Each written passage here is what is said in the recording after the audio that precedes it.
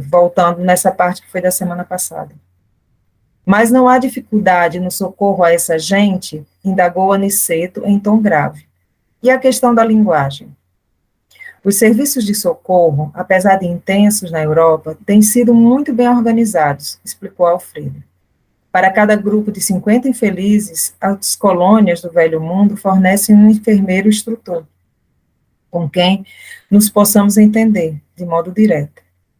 Desse modo, o problema não pesa tanto, porque nossa parte de colaboração consta de fornecimento de pessoal de serviço e de material de assistência.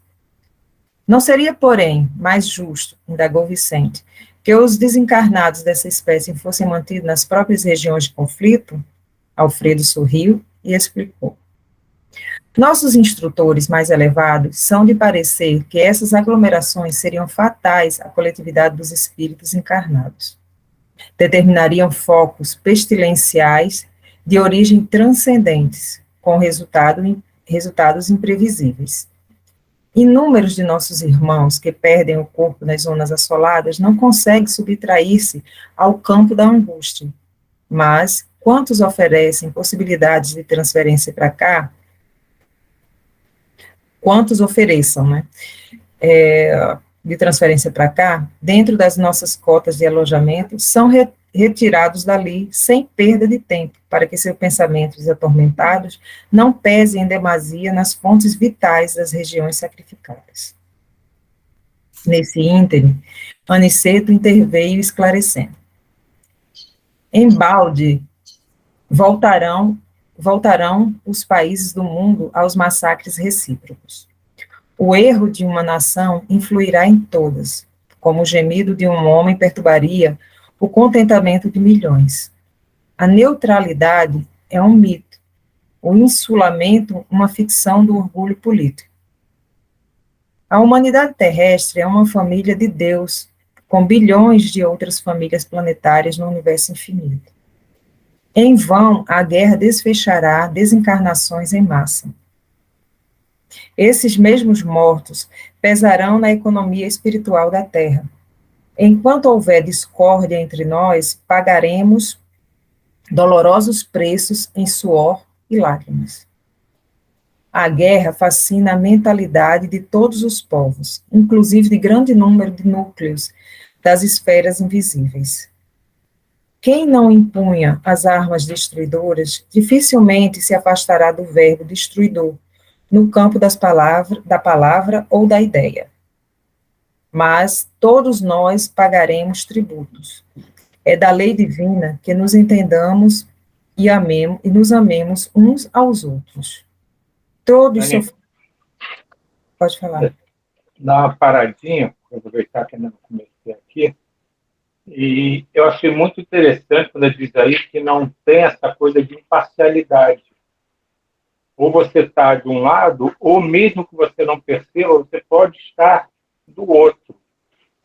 Mesmo que você ache que você está sendo imparcial, você não está estimulando nenhum nem outro, você pode, lá no fundo, sem perceber, ter tomado um lado e não se dar conta.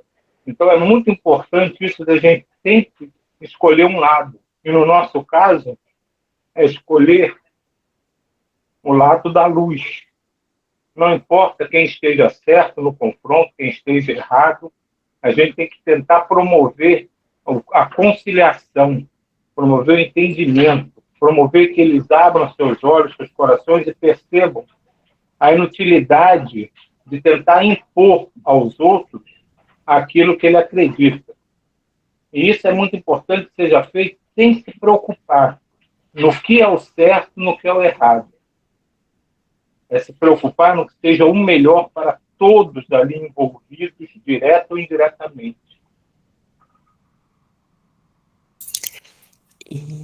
Nossa, e essa parte é tão rica. E o primeiro parágrafo também teve um ponto que eu gostei demais, que foi esse ponto de que os desencarnados lá, eles vão sendo levados para vários e vários pontos do planeta, para que ali não fique tão forte o foco, né, que ele colocou ali como um foco pestilento, se eu não me engano. Ou seja, uma guerra em qualquer ponto do planeta, né, a gente sabe que há uma conexão e, inclusive, o planeta todo, ele arca com essa reconstrução.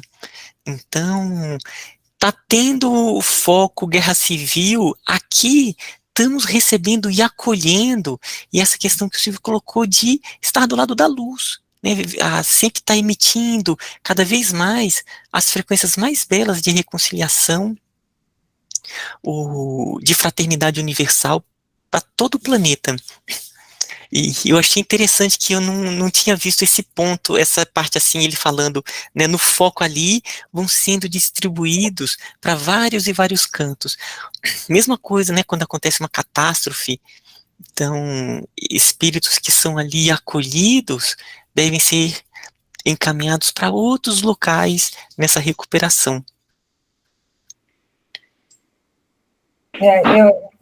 Só falando em cima do que você falou aqui, eles têm os focos pestilentos, né, de origem e tal, e aí ele fala também aqui que para que os pensamentos atormentados não pesem em demasia nas fontes vitais das regiões que já estão em sacrifício, né, essas regiões que já são sacrificadas. Ele fala... E esse texto todo me lembrou muito aquele trechinho que eu até postei para vocês, do Leonardo Boff, né, que a criança quer ser homem, o homem quer ser rei, o rei quer ser o Deus, e o único que quer sempre ser criança é Deus, é Jesus, né? Então, que a gente pense bem na hora de fazer nossas escolhas, né? O que realmente a gente pretende, né? Aonde a gente pretende chegar, né? O que a gente pretende alcançar? Que é a pureza das crianças.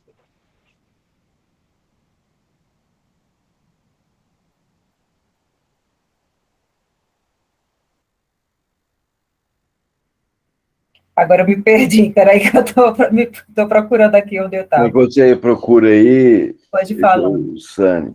Pode falar. E voltando à música de Maria, né, no início, que toca a alma, que toca os corações, que ela escava, né, buscando esse amor dentro de nós. Não é à toa que estamos no Brasil. O Brasil é a pátria do Evangelho. Irradiar, agradecer, a gratidão enorme de estar aqui, mas com um senso de responsabilidade muito grande, de gratidão e responsabilidade muito grande, para a gente irradiar amor para todo o planeta. Porque a gente é muito pequenininho, né? Então a gente tem que ter... olha essa responsabilidade que a gente tem. Essa leitura desperta para isso. Para a gente manter esse coração que o Leonardo Boff fala tanto, né? Que eu já falei vários livros também do Leonardo, eu gosto muito dele. Se você tem um ambiente propício, é mais fácil. Então, por mais que a gente tenha nossas dificuldades aqui, é muito mais fácil para nós que estamos aqui trabalhar isso em prol de toda a humanidade. Gente, eu vejo o Balde, para onde o Balde queria ir morar? À toa? Tem uma razão. Né? E, novamente, eu lembro do Jean, do Brasil, da Fundação Brasil Meu Amor. A importância do Brasil para o equilíbrio espiritual de toda a humanidade. De toda a humanidade. E a importância desse trabalho nosso aqui todos os dias. Mesmo eu não estando aqui, gente, vocês podem ter certeza que eu paro e faço a minha oração e me conecto com vocês. Porque eu sei da responsabilidade de estar aqui. Eu sei do compromisso assumido e da responsabilidade. Então, às vezes, vamos estar viajando, mas eu estou conectado com vocês. Porque é muito importante esse nosso trabalho. Talvez seja o trabalho mais importante de nossas vidas. É esse trabalho aqui todos os dias pela manhã. por toda a humanidade. A gente está trabalhando aqui lá na Ucrânia, levando amor, lá para a Rússia. Quem já leu o livro do Mago, né, de Strovos, o Ismael já falou várias vezes aqui, no livro do Mago de Strovos, ele participa de uma guerra, ele vai de um lado e de outro para ajudar as pessoas, né? Então vamos estar sempre atentos a essa nossa missão de amor, sempre atentos. Obrigado, gente. E, Rômulo, deixa eu também só fazer um ponto nessa questão do Brasil, né, quando, através da psicografia do Chico, Humberto de Campos, ele passou o livro O Brasil, Coração do Mundo, Pátria do Evangelho, onde vai mostrando toda a missão do Brasil, nesse trabalho de acolhimento, nessa transição, e nesse trecho do Mensageiros a gente vê esse aspecto de que quanto e quanto que o Brasil deve estar acolhendo espíritos nesses locais que estão em crise, em guerras, acolhendo nesses trabalhos de reabilitação espiritual, de cura. Então, e a ideia do coração é bem essa, né? Porque o coração, ele está bombeando as energias para todo o organismo. Então, esses trabalhos de radiação, eles se encaixam nesse aspecto. Eu gosto sempre de falar do retrovisor, né? Eu falo que a gente vê Deus no retrovisor das nossas vidas. Vamos ver a história do Brasil, acolhendo todos, de todos os cantos. Agora, os afegãos que a gente está acolhendo aqui, né? A missão do Brasil, gente, não tem povo mais acolhedor do que o brasileiro. Não existe um povo mais gostoso, mais humano, mais fraterno, mais acolhedor do que o brasileiro. Todos somos, porque todos somos filhos de Deus. Mas o brasileiro tem uma característica tão bela e tão rica de acolhimento. Olha a nossa trajetória. Aqui vieram gente de todos os cantos e aqui se encontraram como lá, né? Então, quando eu pego, eu acho que tanto no mundo espiritual, nos encarnados e desencarnados, eu vejo o coração de Maria acolhendo a todos, e eu acho que com uma forma especial, o Brasil e os brasileiros, a todos acolhendo, e a todos irradiando amor. E a todos irradiando amor. Só queria fazer um parêntese em cima do que o Rômulo falou, né? Eu não acho que seja realmente mais fácil para a gente fazer isso, não, porque quando a gente se dispõe a trabalhar por esse lado, a gente chama a atenção daqueles que querem manter o outro.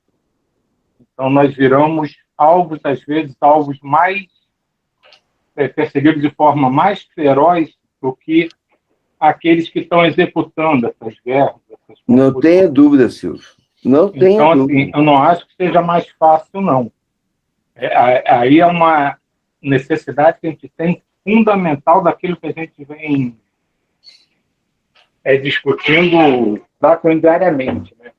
Vigilância, atenção, oração. Então, não é porque nós estamos do lado de um lado, né, digamos assim, né, não vamos colocar em lado certo, lado errado, que a nossa vida vai ser mais fácil, não. Ela pode se tornar mais complicada e a nossa dedicação tem que ser ainda maior. Sim, com certeza. Por isso a gente está sempre inteiro por inteiro, né? Porque quando você está inteiro por inteiro e você tem um sentido maior de vida, né? Que as pessoas estão sempre buscando sentido, né? Por que eu estou aqui? Qual é o sentido da minha vida? A pergunta aqui que faz sentido na sua vida. Então, se você tem esse sentido maior, a gente faz esse trabalho com muito amor, fica mais leve. A mamãe falava assim, você vai ter que lavar uma trouxa de roupa, lava com amor. Você vai ver que a trouxa de roupa vai ficar fácil, né? Então, você tem que fazer a faxina na casa, faça a faxina com amor. Né? Você tem que fazer a faxina na sua vida espiritual, faça com amor.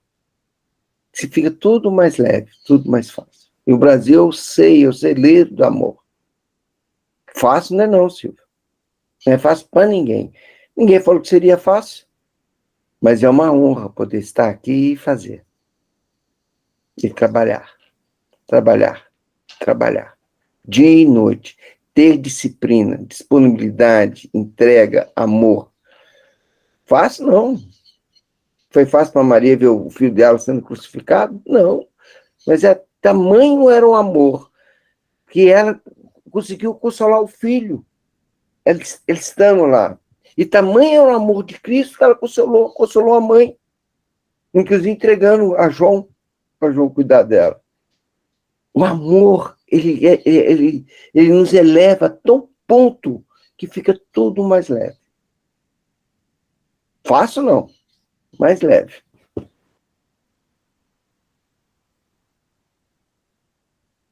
Continuar aqui agora. A guerra fascina a mentalidade de todos os povos, inclusive de grande número de núcleos das esferas invisíveis. Quem não empunha as armas destruidoras dificilmente se afastará do verbo destruidor, no campo da palavra ou da ideia. Mas todos nós pagaremos tributos. É da lei divina que nos entendamos e nos amemos uns aos outros. Todos sofremos os resultados do esquecimento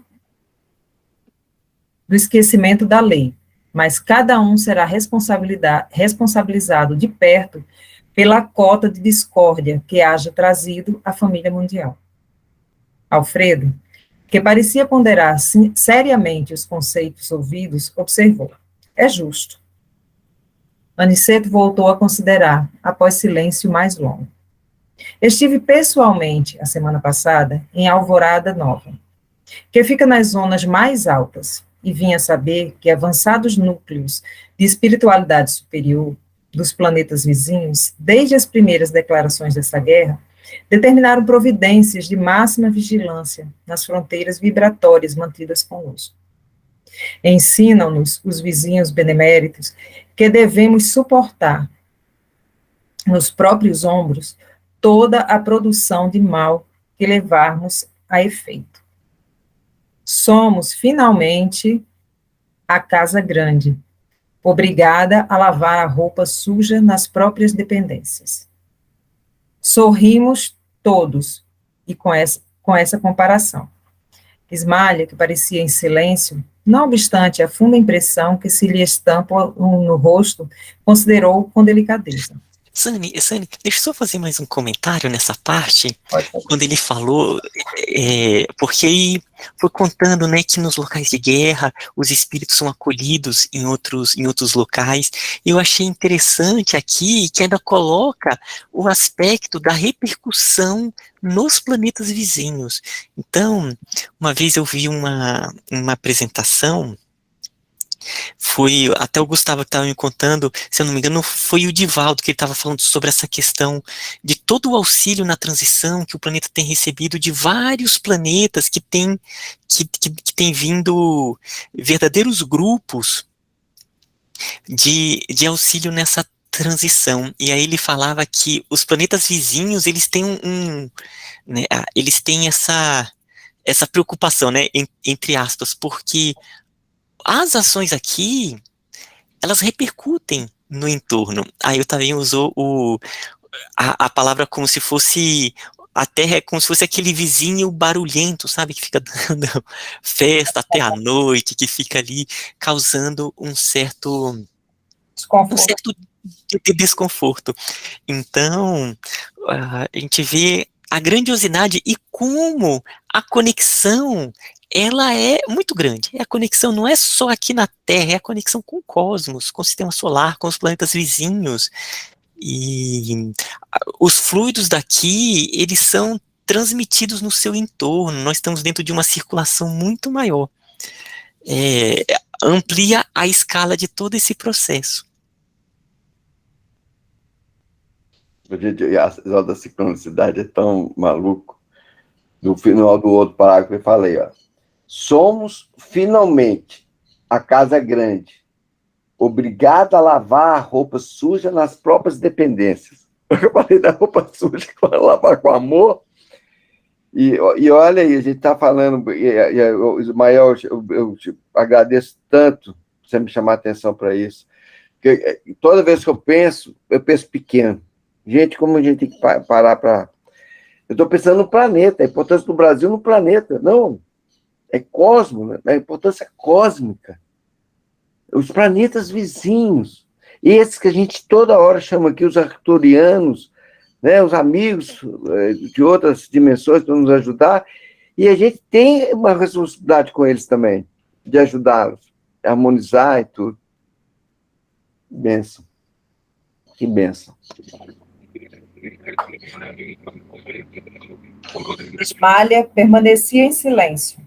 Não obstante, a funda impressão que se lhe estampara no rosto, considerou com delicadeza. Infelizmente, na feição coletiva, somos ainda aquela Jerusalém escravizada ao erro. Todos os dias somos curados por Jesus, e todos os dias conduzimos-no ao madeiro. Nossas obras estão reduzidas quase a simples recapitulações que fracassam sempre, não saindo do estágio da experiência. E dolorosamente, para nós, estamos sempre a ensaiar, no mundo, a política com os Césares, a justiça com os Pilatos, a fé religiosa com os fariseus, o sacerdócio com os rabinos de Sinédrio, a crença com os jairos, que acreditam e duvidam ao mesmo tempo, os negócios com os anases e Caifáses. Neste passo, não podemos prever a extensão dos acontecimentos cruciais. Encantado com as definições ouvidas, aventurei-me a dizer: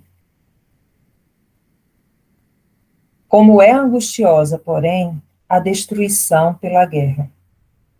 Nesses tempos, contudo, observou Alfredo bondosamente, a prece é uma luz mais intensa no coração dos homens. Bem se diz que a estrela brilha mais fortemente nas noites sem luz. Imaginem que, para iniciar a providência de recepção aos desencarnados em desespero, já fui, mais de uma vez, aos serviços de assistência na Europa. Há dias, em missões dessa natureza, fomos eu e alguns companheiros aos céus de Bistró. A nobre cidade inglesa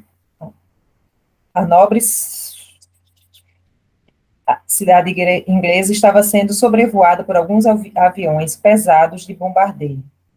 As perspectivas de destruição eram assustadoras no seio da noite, porém destacavam-se a nova visão espiritual, um farol de intensa luz. Seus raios faiscavam no firmamento, enquanto as bombas eram arremessadas ao solo. A chefia da expedição recomendou nossa descida ao ponto luminoso. Com surpresa, deixa eu só ver se está perto de terminar esse capítulo, que aí a gente já para por aqui ou continua até terminar o capítulo. Falta só um pouquinho para terminar.